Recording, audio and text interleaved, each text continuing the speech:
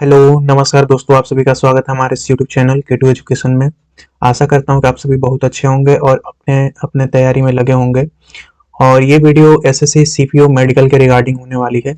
मैंने एक वीडियो पहले भी बनाया था जिसमें आप लोगों ने बहुत सारा प्यार दिया और बहुत सारे अच्छे अच्छे कमेंट भी किए, और उतना प्यार देने के लिए आप लोगों को बहुत बहुत धन्यवाद। और उस वीडियो के माध्यम से मैंने पूरा डिटेल में बताया था आप लोगों को कि मेरा सीपीयू मेडिकल 2023 कैसे हुआ था और कैसे मतलब किन किन बातों पर पॉइंट मिलता है बच्चों को, और बहुत सारी चीजें मतलब डिटेल में डिस्कशन किया था उस वीडियो में। लेकिन फिर भी कुछ बच्चों ने कमेंट किया और कुछ बच्चों के डाउट भी रह गए थे। तो जो डाउट बहुत ही रेयरली वैसे डाउट पूछे जाते हैं, लेकिन आज हम इस वीडियो के माध्यम से उन बारीकियों पर भी एकदम पूरा डिटेल में चर्चा करेंगे।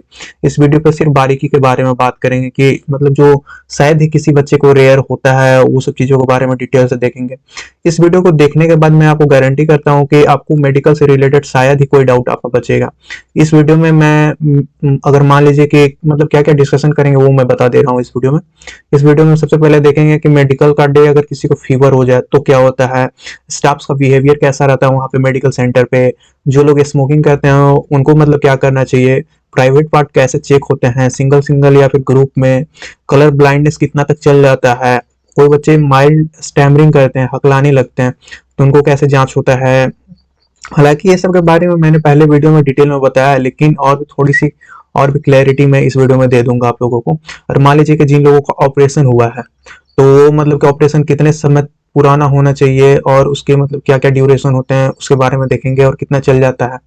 फिर भी कुछ लोगों का डाउट रह गया था, मैंने माइल्ड डीएनएस के बारे में पिछले वीडियो में भी बताया था, तो इस वीडियो में भी मैं थोड़ा सा और क्लैरिटी इसमें दूंगा। और मोस्ट कॉमन चार्ट जो आई चार्ट होता है, विजन चार्ट, उसमें मतलब कि मोस्ट कॉमनली कौन से चार्ट होते हैं उसको भी देखेंगे इस वीडियो में।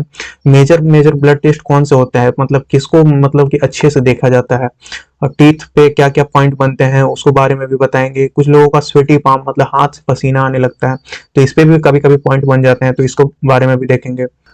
कुछ बच्चों का पाइल से रिलेटेड भी डाउट था, तो उसको भी देखेंगे। और लास्ट में कुछ टिप्स पर भी बात करेंगे कि आपको मतलब किन किन बातों का ध्यान रखना है मेडिकल देते टाइम। तो चलिए वीडियो को शुरू करते हैं। सबसे पहले हम लोग देख लेते हैं आपको अगर अच्छे से समझना है तो कृपया वीडियो को लास्ट तक जरूर देखिएगा, ताकि आपको कोई भी डाउट नहीं बचेगा। मैंने इस वीडियो में प्रॉपर अच्छे तरीके से समझाया है कि क्या क्या चेक होता है और कैसे चेक होता है। तो आपसे रिक्वेस्ट है कि आप वीडियो को लास्ट तक देखें ताकि आपको कोई भी डाउट नहीं बचे। तो सबसे पहले देख लेते हैं कि हम आपका मतलब कि जब वहाँ पे सेंटर पे जाइएगा तो स्टाफ का बिहेवियर कैसा रहता है। तो जनरली लगभग लगभग सभी सेंटर्स पे मोस्टली वो पोलाइट और हम्बली होते हैं, ज्यादा आपको इसको लेके डरना नहीं है। वो अगर आपको मतलब कि उनसे किसी भी बिना बात के बकझक नहीं करना है जनरली, अन्यथा वो मतलब कि थोड़ा सा रूड हो सकते हैं। लेकिन आपको उनसे मतलब कि बिना बकझक बिना मतलब कोई भी वैसा चीज है तो मतलब कि खराब इंप्रेशन वहां पे नहीं बनाना है आपको। दे अननेसेसरीली डोंट रिजेक्ट एनीवन, मतलब कि वो किसी को भी बिना बात का रिजेक्ट नहीं करते हैं। वो लोग भी चाहते हैं कि हर एक स्टूडेंट आए, इतना मेहनत करके आया है और वो फिट हो। लेकिन आप उससे र्यूड बिहेवियर कीजिएगा, उनका मूड खराब कर दीजिएगा, तो थोड़ा सा दिक्कत में पड़ सकते हैं। वरना जनरली वो पोलाइट और हम्बल ही होते हैं मोस्टली केसेस में। अब देखते हैं, ये तो रहा स्टाफ बिहेवियर। अब इसके बाद एक बच्चे ने डाउट पूछा था कि मेडिकल डे में अगर फीवर हो जाए तो फिर क्या होगा। तो देखिए, अगर आपको मेडिकल डे में अगर फीवर हो जाए तो फिर वो आपको प्रॉपर ब्लड टेस्ट करेंगे, और वो आपको मतलब पूरा दिन ऑब्जर्व करेंगे कि हाँ बच्चा में फीवर ही है या कुछ और प्रॉब्लम है। और अगर आपको फिर रीमेडिकल दे दिया जाएगा, और रीमेडिकल में अगर फिर भी अगर उसी तरह का मतलब कि सिम्टम्स उसी तरह का रहते हैं तो फिर आपको फिर टेम्पररी अनफिट कर देंगे। ये अनफिट मतलब कुछ दिनों के बाद फिर आपका फिर से मेडिकल के लिए बुलाएंगे, जब तक मेडिकल चलेगा उसी के अंडर में आपको बुला लिया जाएगा, और फिर से चेकअप करके आपको फिट कंसिडर किया जाएगा। तो ये रहा मेडिकल डे के बारे में, जिनको फीवर हो जाएगा उनको रिलेटेड। हालांकि ये बहुत ही रेयरली ये होता है किसी को। इसके बाद कुछ बच्चों का डाउट था कि कौन कौन से मेजर ब्लड टेस्ट होते हैं। तो मेजर ब्लड टेस्ट में आप देख सकते हैं कि सबसे पहले हीमोग्लोबिन आपका अच्छे से चेक होगा, उसके बाद एचआईवी देखा जाएगा कि पॉजिटिव है नेगेटिव, उसके बाद कंप्लीट ब्लड काउंट सीवीसी, जिसमें आप प्लेटलेट्स आरबीसी डब्ल्यूबीसी ये सब चेक किया जाता है, इसको भी अच्छे से देखा जाएगा। फिर एक टेस्ट होता है लीवर फंक्शन टेस्ट एलएफटी, इसको भी अच्छा से देखा जाएगा कि आपका लीवर प्रॉपर फंक्शन कर रहा है कि नहीं। इसके बाद एक होता है यूरिन टेस्ट, यूरिन टेस्ट में भी आपको देखा जाएगा कि यूरिन में कहीं शुगर तो ज्यादा नहीं है। ये सब चीजों को आपको मतलब ये ध्यान मतलब रखते हैं वो लोग जनरली। वहीं अगर बात कर ले हीमोग्लोबिन का लेवल क्या रहता है, तो देखिए आप मेल में जनरली 12 से लेकर 16 ग्राम जीएम परसेंट होता है, तो ये रेंज रहता है जनरली मेल में। और वहीं फीमेल का बात करें तो 10 से 14 के बीच में होना चाहिए। हालांकि मेल में 18 अगर ग्राम भी अगर हो जाता है तो वो भी मतलब एक्सेप्ट कर लेते हैं। 18 से अगर ज्यादा है तो आप अनफिट कंसीडर किए जाएंगे। उसी तरह से अगर 12 ग्राम से अगर कम है मेल में तो भी आप अनफिट कंसीडर किए जाएंगे। वहीं फीमेल का बात किया जाए तो 10 ग्राम से अगर कम है तो आप अनफिट कंसीडर किए जाएंगे। तो ये आपको ये चीज मतलब वहां पे ध्यान रखते हैं। अब इसके बाद हम लोग बात कर लेते हैं स्मोकिंग। कुछ लोग हैं कि स्मोकिंग करते हैं बहुत ज्यादा, तो उनका जो स्मोकिंग को एक्चुअली वो लोग एक्सरे के जरिए देखते हैं कि एक्सरे में प्रॉपर अच्छे से रिपोर्ट आया है कि नहीं। तो अगर आपका हेल्दी लंग्स रहेगा तो आपका एक्सरे कुछ इस तरह से रहेगा, वहीं अगर आप स्मोकर है तो आपका कुछ इस तरह से आएगा।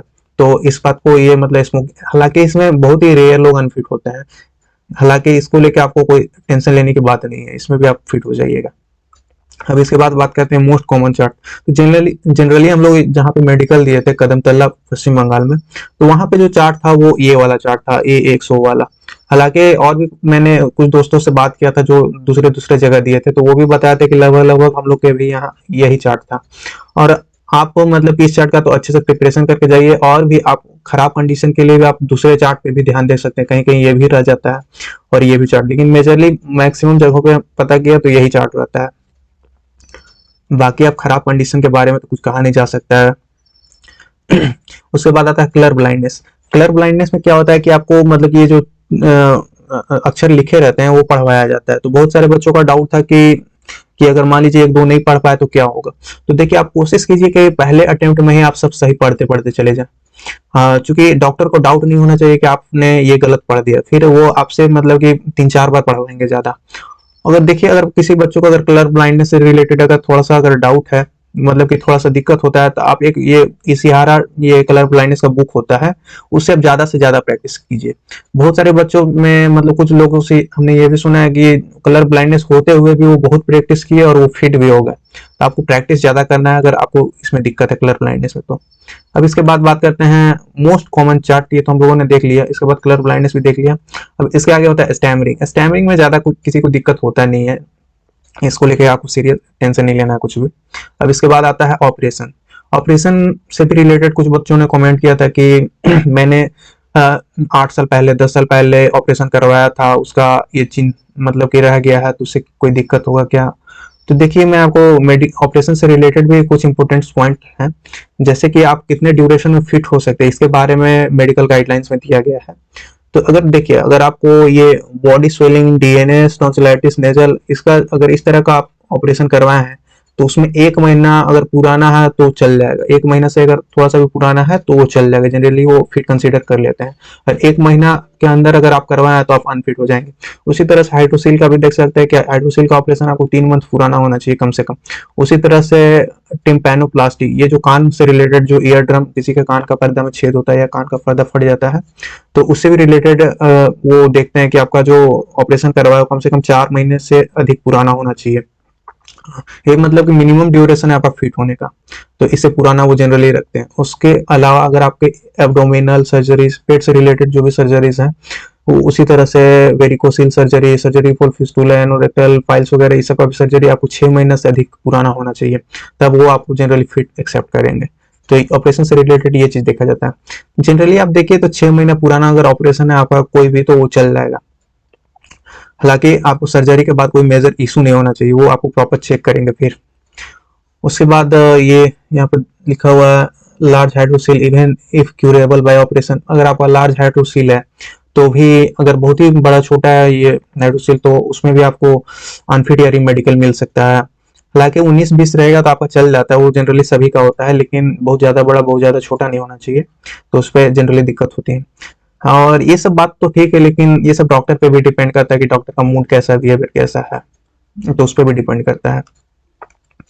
ये तो हो गया ऑपरेशन का। ऑपरेशन के बाद बात करते हैं माइल्ड डीएनएस। डीएनएस चल जाता है कि नहीं। डीएनएस देखिए माइल्ड और मॉडरेट दोनों लेवल का, अगर किसी में दिक्कत नहीं है तो वो चल जाएगा माइल्ड डीएनएस। हालांकि आपको सांस लेने में कोई दिक्कत नहीं होना चाहिए, बस इस बात का ध्यान रखते हैं वो लोग फिर प्रॉपर चेक करेंगे। तो ये था माइल्ड डीएनएस। अब इसके बाद हम लोग बात करते हैं टीथ का। टीथ में क्या है कि आपको प्रॉपर साफ करवा कर जाना है टीथ में, अगर कोई दांत में अगर कीड़े लग गए तो आप उसको प्रॉपर क्लीन अप करवा के उसमें फिल करवा के ही जाइए, ताकि अच्छा डॉक्टर को ये ना लगे कि थोड़ा सा मतलब कि गंदा है तो थोड़ा सा दिक्कत हो सकता है इसमें। इसलिए आप प्रॉपर क्लीन अप करवा के ही जाइए। उसके बाद हम लोग देखते हैं स्वेटी पाम, इसको हाइपरहाइड्रोसिस भी बोला जाता है। जनरली कुछ बच्चों में रहता है कि एंजाइटी के कारण, थोड़ा सा डर के कारण उनके हाथों से पसीना आने लगता है। तो अगर आपको इस तरह से वहां पे आने लगेगा तो आपको कुछ समय तक वो ऑब्जर्वेशन में रखेंगे कि हाँ फिर भी आ रहा है पसीना बिना डर के भी, तब वो आपको अनफिट कर सकते हैं उस पॉइंट में। लेकिन ऐसे जनरली शायद ही रेयर ही मतलब किसी को इसमें आउट करते हैं, तो इसको भी लेकर आपको बहुत ज्यादा टेंशन नहीं लेना है।